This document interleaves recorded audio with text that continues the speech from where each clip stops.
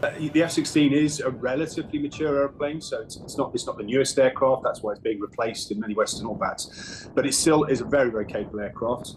Plenty of flying hours left on them. There are a number of providers in Europe and the West who will see them as not surplus, but they're certainly on their way out of service and therefore might be available to be gifted. It can go pretty fast, pretty high.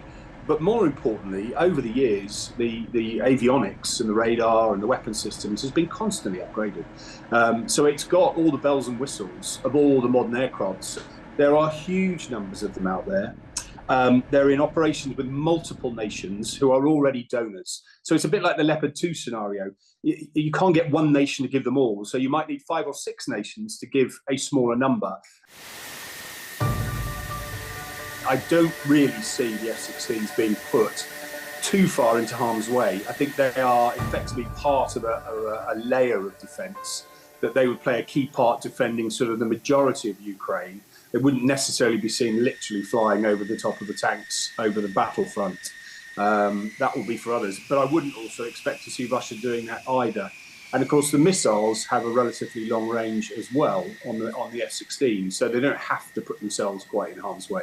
So I would see this being a bit more of a sort of three-dimensional chess fought over a much larger area than just the immediate battle. The F-16 is more than capable of operating at low level. It's got a modern radar that doesn't get cluttered by flying low. It obviously takes additional skill to do that because of the sheer proximity to the ground. But it is a way of maintaining a lower radar signature or a lower detection range, which is why you see people using that tactic. The problem is, of course, that puts you in the range of shorter range systems. Why you often see videos of helicopters and other aircraft throwing out flares to decoy what might be infrared missiles. So nowhere is necessarily 100% safe. But actually, because the weapons now have got relatively good ranges, the radars can detect relatively long ranges, you don't need to get that close to have an effect. And if the only effect they had was to stop Russian attacks, that in itself would be a major bonus.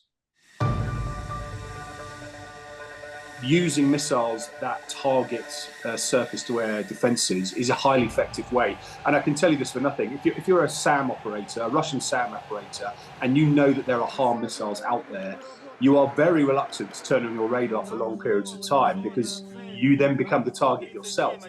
So just the very threat of that being there causes a challenge for the enemy. And that's really my point on this. It isn't necessarily about who wins over the other.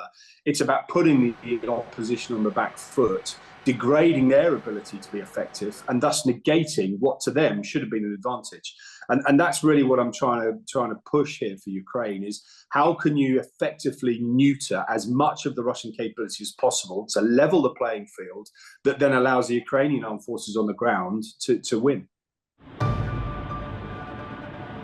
The weapon systems and therefore the ranges and the capabilities are very similar. It doesn't have quite the same stealth characteristics. Obviously, it's a little bit older, but it's quite a small aeroplane and therefore it's got quite a small radar cross-section of its own. It does raise some controversy because a lot of people assume it takes years to get people to be capable of operating a complex system. And if you were a young pilot just starting at the age of 19, there's some truth in that. But if you're a sort of mid-20s experienced combat pilot with hundreds of hours on a MiG-29 or another platform, transitioning to a new platform, which actually is a lot simpler to operate and fly, it won't surprise you that over the years we've made these easier to use. You know, the systems in the cockpit now are quite intuitive and a lot of automation put in place to make it easier for the pilot to operate. And so I believe you could take an experienced pilot in about 6 to 8 weeks and convert them across onto the new type. They wouldn't be hugely experienced, clearly, they'd take time to do that. But we are talking about a country here at war with Russia.